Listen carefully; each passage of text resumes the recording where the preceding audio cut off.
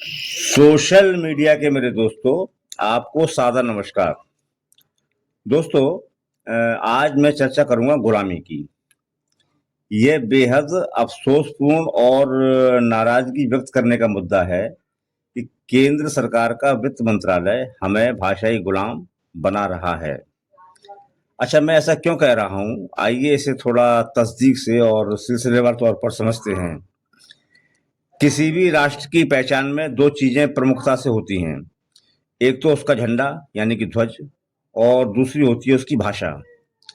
जब हमारा देश ब्रिटिश हुकूमत से आज़ाद हुआ तो ब्रिटिश सरकार के झंडे की जगह हमारा तिरंगा तो सहजता से आ गया, लेकिन भाषा के तौर पर कोई राष्ट्रभाषा स्वीकार नहीं हो पाई।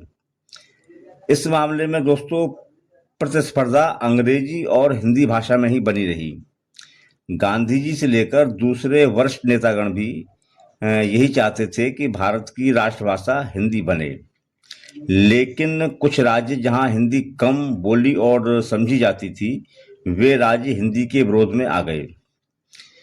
यह बेहद शर्मनाक स्थिति इसलिए थी कि ये राज्य एक विदेशी भाषा अंग्रेजी को तो स्वीकार कर रहे थे, लेकिन अपने ही देश की भाषा हिंदी को नकार रहे थे।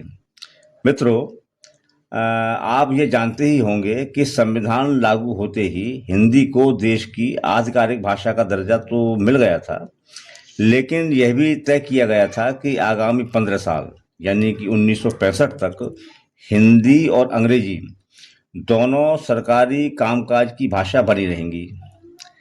अब देश के सामने वह सुखद समय आता, यानी वह सुखद साल आता तो उससे 2 साल पहले ही यानी 1963 में तमिलनाडु, केरल, पश्चिम बंगाल, कर्नाटक जैसे कुछ राज्यों ने हिंदी का विरोध करना शुरू कर दिया, और कहीं कहीं तो ये विरोध बड़े भारी हिंसक भी हो गए थे। तब सरकार ने घबराकर राजभाषा अधिनियम संशोधन 1963 में यह तय किया कि जब तक संसद के दोनों सदन और देश के सभी राज्य अपनी विधानसभाओं में एक प्रस्ताव पास कर हिंदी को राष्ट्रभाषा के रूप में स्वीकार नहीं करते, तब तक अंग्रेजी भी सरकारी कामकाज में उपयोग होती रहेगी।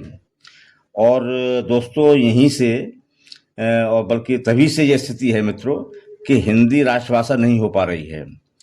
देखा जाए तो 1963 की नेहरू सरकार की यह डरपोक शैली रही कि वह कुछ राज्यों के विरोध से डर गई।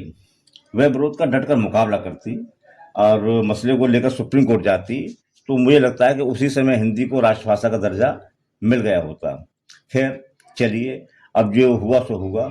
अब हम वर्तमान पर आते हैं।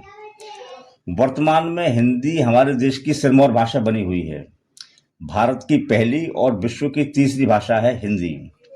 यही वजह है कि हम 14 सितंबर को भारत में हिंदी दिवस मनाते हैं, तो 10 जनवरी को पूरी दुनिया में विश्व हिंदी दिवस मनाया जाता है। अच्छा, विरोध करने वाले राज्यों में सिर्फ राजनेता का ही राजनीतिक विरोध है। मैं इसे एक बेहद ही गंदा विरोध मानता हूँ, क्योंकि इन्हीं राज्यों के बच्चे केंद्रीय हिंदी संस्थानों में हिंदी पढ़ते और सीखते हैं, और हिंदी को व्यापक बनाने में हिंदी का खूब प्रचार भी करते हैं। हिंदी को समर्पित आगरा की नागरी प्रचारणी सभा हर साल 14 सितंबर को यानी कि हिंदी दिवस पर ऐसे बच्चों को सम्मानित करती है। मैं स्वयं हर वर्ष इस कार्यक्रम में शामिल रहता हूँ। आगरा स्थित केंद्रीय हिंदी संस्थान में हिंदी सीख रहे युवक युवतियां इतनी अच्छी हिंदी बोलते हैं कि लगता नहीं कि ये गैर हिंदी राज्यों के बच्चे हैं।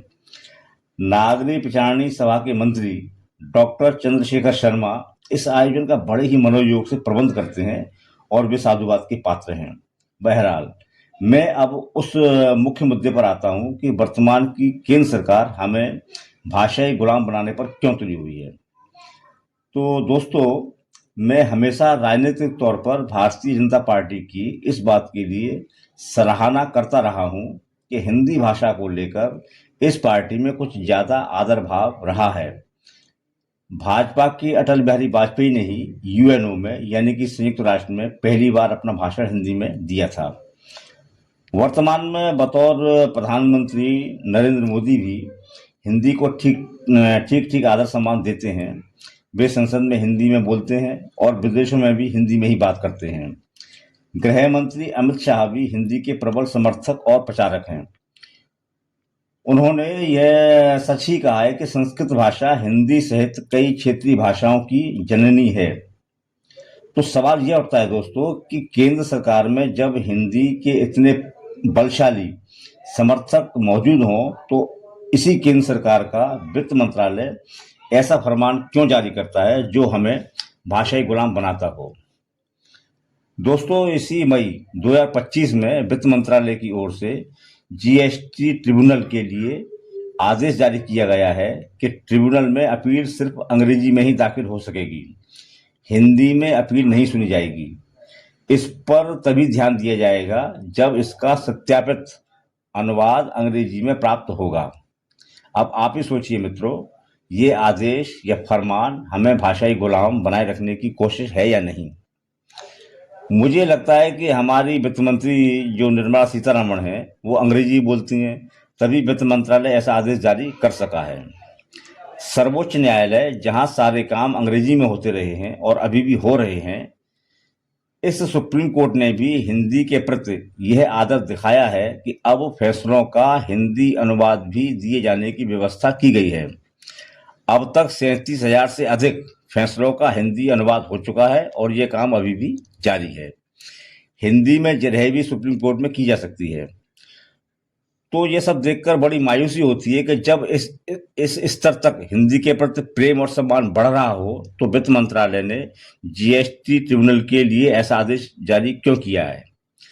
दरअसल जो मेरी अपनी समझ है, मोदी सरकार में भी अभी तक यह नहीं हो पाया है कि सरकार के नौकरशाह हिंदी में काम किया करें। नौकरशाही के जो भी ड्राफ्ट बनते हैं या रिपोर्ट बनती हैं वे सब अंग्रेजी में बनती हैं।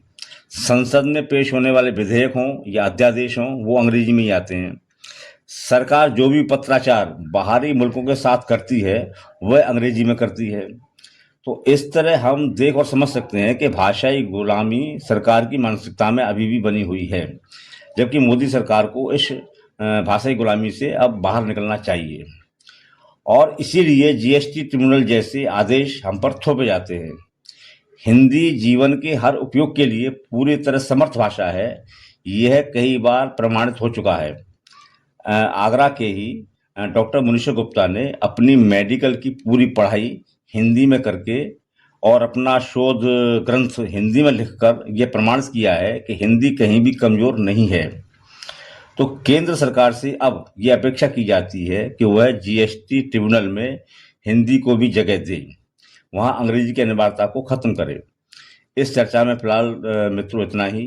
मेरा आग्रह है कि वैचारिक चर्चाओं में बने रहने के लिए मेरे चैनल को सब्सक्राइब करें, घंटी का बटन दबाएं, वीडियो को ज़्यादा से ज़्यादा शेयर करें। आपका आभारी सुनील गोस्वामी।